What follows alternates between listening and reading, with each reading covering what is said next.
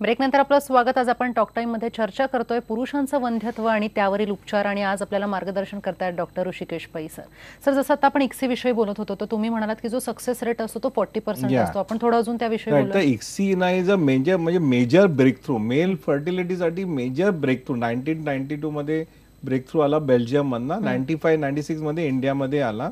आणि त्यामध्ये म्हणजे आधीच्या जमान्यामध्ये 5 मिलियनहून कमी लोकांना तर चान्सच नव्हता काय प्रेग्नन्सीचा। आता इक्सीनी हजारो लोक प्रेग्नंट होतात। अंडी आपण बाहेर काढतो, स्पर्म एक एक उचलून रॉबोटिक्सनी मायक्रो मॅनिप्युलेटर त्याला म्हणतात, अंड्यामध्ये इंजेक्ट करतो आणि ते नंतर 2 दिवस इन्क्युबेटर मध्ये अंडी ठेवली का ते भ्रूण तयार होतात, एम्ब्रियो, आणि ते आपण आत टाकतो आणि भरपूर लोकांना त्यामुळे मुलं होतात। आणि आता एका पेशंटनी प्रश्न विचारलेला ना की त्याच्यामध्ये 0 काउंट आहे, त्याला नॉन ऑब्स्ट्रक्टिव्ह एझोस्पर्मिया म्हणतात। त्याच्यामध्ये खूप लोकांमध्ये, त्याच्यासारख्या खूप लोकांमध्ये थोडे एरियाज आहेत टेस्टिस मध्ये जिथे शुक्रजंतू अगदी थोडे प्रमाणामध्ये आहेत, थोडी ऍक्टिव्हिटी आहे। तर आजकाल आम्ही काय करतो, आम्ही ती टेस्टिस म्हणजे अंडी बाहेर करतो नॉर्मल इक्सी सारखी, आणि टेस्टिसला बाहेर काढून मायक्रोस्कोप, मोठ्या मायक्रोस्कोप खाली मॅग्निफाय करतो टेस्टिसला। टेस्टिसमध्ये हजारो छोट्या छोट्या ट्यूब्स असतात, त्याच्यामध्ये स्पर्म प्रोडक्शन चालू असतं।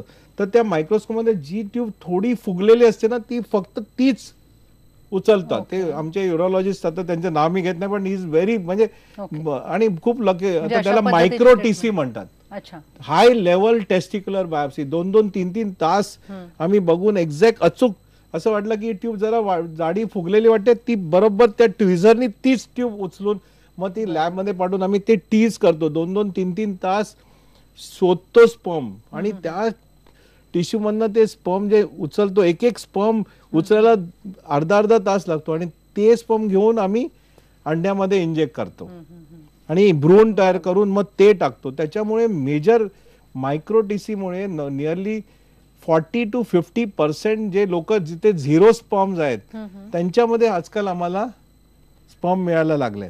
बरोबर। आणि आता जो अजून एक मेजर ब्रेक थ्रू आता अजून आहे सायन्स मध्ये, तर म्हणजे आपण आता अजून 10 वर्षांनी स्किन मधनं टेस्ट स्पर्म तयार करून ते इंजेक्ट करू शकू। बरोबर। म्हणजे खरं तर सर अशा या नवीन नवीन टेक्नॉलॉजीज येतच जाणार आहेत। खरं तर या सगळ्यामध्ये एक असं आपल्याला आढळतंय की आपण स्वतः काय इंटेक करतोय, आपण काय खातोय, आपल्या काय सवयी आहेत, आणि आपण स्वतः टेस्ट करणं, योग्य वेळी योग्य उपचार करणं हे फार महत्त्वाचं ठरतं। आपण आता या कार्यक्रमामध्ये इथेच थांबणार आहोत। तुम्ही पहा फक्त IBN लोकमत।